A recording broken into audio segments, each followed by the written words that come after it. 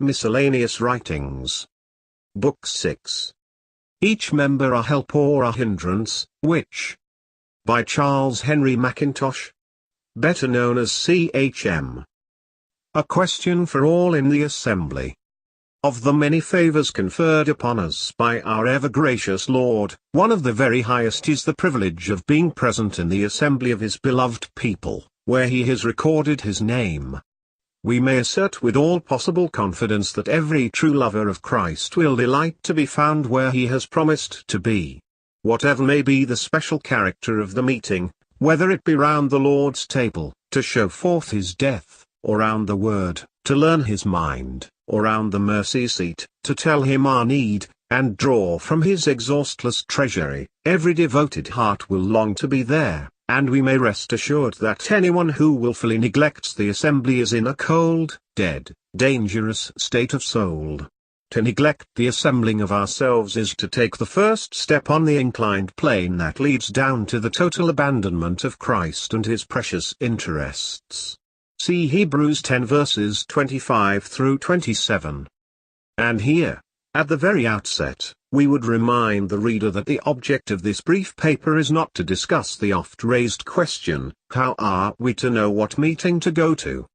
This is, assuredly, a question of cardinal importance, which every Christian man, woman, and child is bound and privileged to have divinely settled ere he takes his place in an assembly.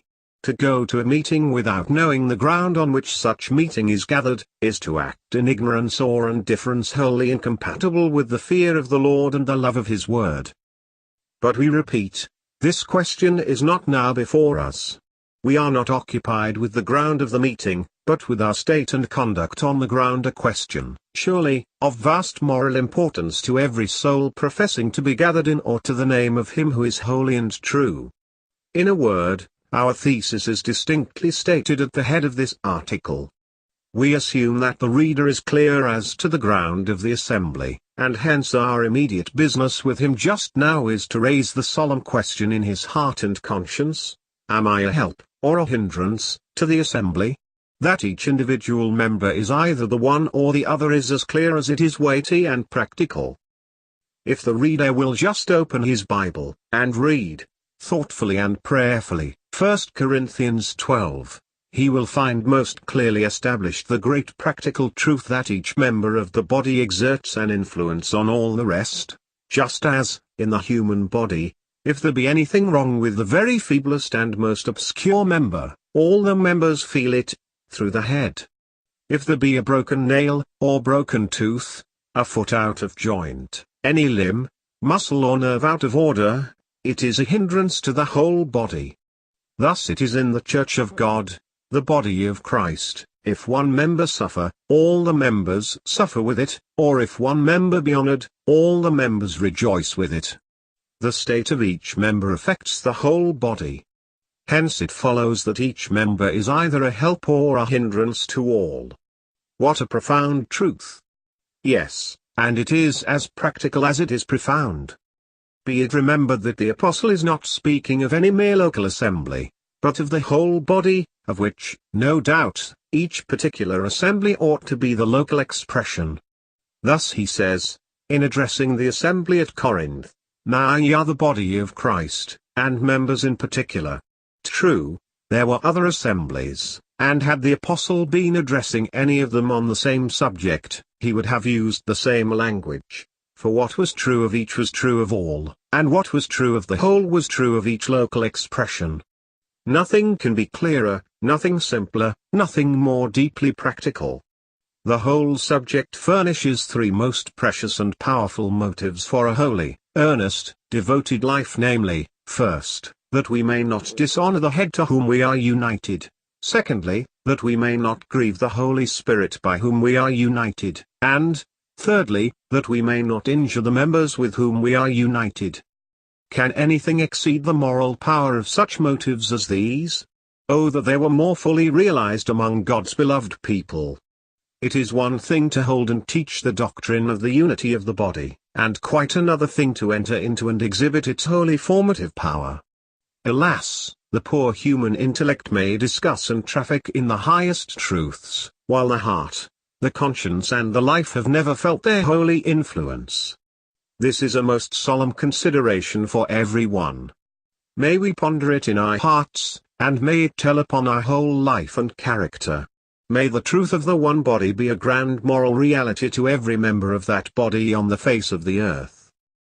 Here we might close, feeling, as we do, that if the glorious truth on which we have been dwelling were held in the living power of faith by all the Lord's beloved people, then, assuredly, all the precious practical results would follow. But in sitting down to write, there was one special branch of the subject prominently before the mind, and that is, the way in which the various meetings are affected by the condition of soul, the attitude of heart, and the state of mind, of all who attend. We repeat, and with emphasis, all who attend, not merely all who audibly take part, but all who form the meeting. No doubt a special and very weighty responsibility rests on those who take any part in the ministry, whether it be in giving out a hymn, engaging in prayer or thanksgiving, reading the word, teaching, or exhortation. All who do so should be very sure that they are simply the instruments in the hands of the Lord for whatever they undertake to do. Otherwise they may do serious damage to the meeting. They may quench the spirit, hinder the worship, interrupt the communion, mar the integrity of the occasion. All this is most serious, and calls for holy watchfulness on the part of all who engage in any branch of ministry in the assembly. Even a hymn may prove a hindrance, it may interrupt the current of the Spirit in the assembly. Yea, the precious word of God may be read out of place. In short, whatever is not the direct fruit of the Spirit can only hinder the edification and blessing of the assembly. All who take part in the ministry should have the distinct sense that they are led by the Spirit in what they do. They should be governed by the one commanding, absorbing object, the glory of Christ in the assembly, and the blessing of the assembly in him. Let all things be done to edifying. 1 Corinthians 14 verses 26.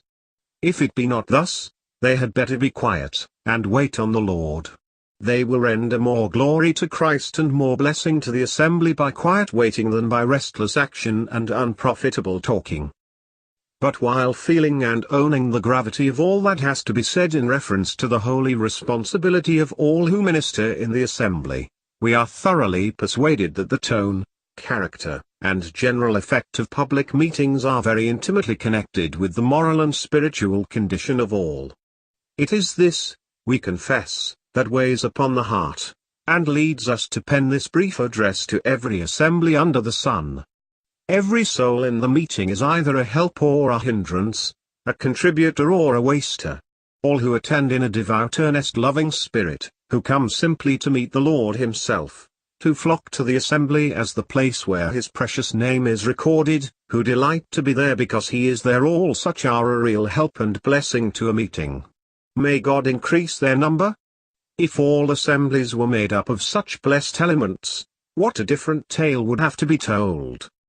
And why not? It is not a question of gift or knowledge, but of grace and godliness, true piety and prayerfulness. In a word, it is simply a question of that condition of soul in which every child of God and every servant of Christ ought to be, and without which the most shining gifts and the most extensive knowledge are a hindrance and a snare. Mere gift and intelligence, without an exercised conscience and the fear of God, may be, and have been, used of the enemy for the moral ruin of souls. But where there is true humility, and that seriousness and reality which the sense of the presence of God ever produces, the you of what will most surely, gift or no gift, impart depth of tone, freshness, and a spirit of worship, to an assembly. There is a vast difference between an assembly of people gathered round some gifted man, and one gathered simply to the Lord himself, on the ground of the one body. It is one thing to be gathered by ministry, and quite another to be gathered to it. If people are merely gathered to ministry, when the ministry goes they are apt to go too. But when earnest, true-hearted, devoted souls are gathered simply to the Lord himself, then, while they are most thankful for true ministry when they can get it, they are not dependent upon it. They do not value gift less, but they value the giver more.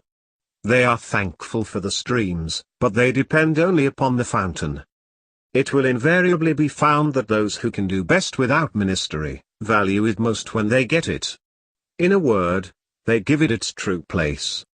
But those who attach undue importance to gift, who are always complaining of the lack of it, and cannot enjoy meeting without it, are a hindrance and a source of weakness to the assembly.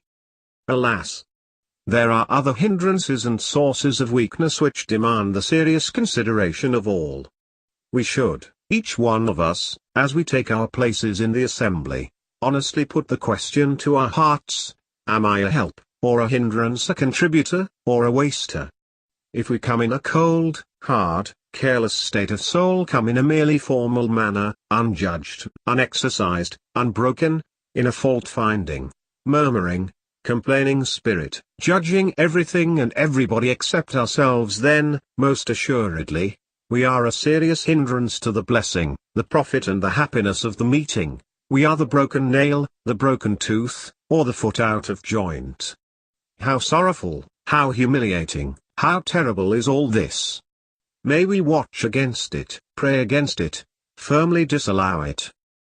But, on the other hand, those who present themselves in the assembly in a loving, gracious, Christ-like spirit, who delight to meet their brethren, whether round the table, round the fountain of Holy Scripture, or round the mercy seat for prayer, who, in their hearts' deep and tender affections, embrace all the members of the beloved body of Christ, whose eyes are not dimmed, nor their affections chilled by dark suspicions, evil surmisings, or unkindly feelings toward any around them, who have been taught of God to love their brethren, to look at them from the top of the rocks, and see them in the vision of the Almighty, who are ready to profit by whatever the gracious Lord sends them, even though it may not come through some brilliant gift or favorite teacher. All such are a divinely sent blessing to the assembly, wherever they are.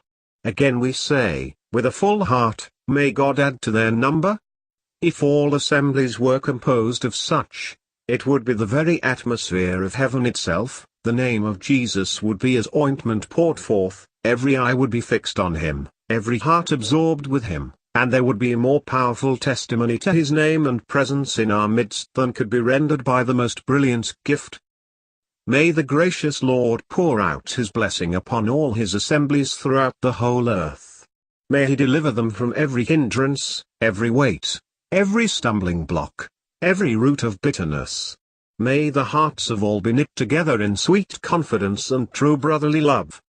May he crown with his richest blessing the labors of all his beloved servants at home and abroad, cheering their hearts and strengthening their hands, giving them to be steadfast and unmovable, always abounding in his precious work, in the assurance that their labor is not in vain.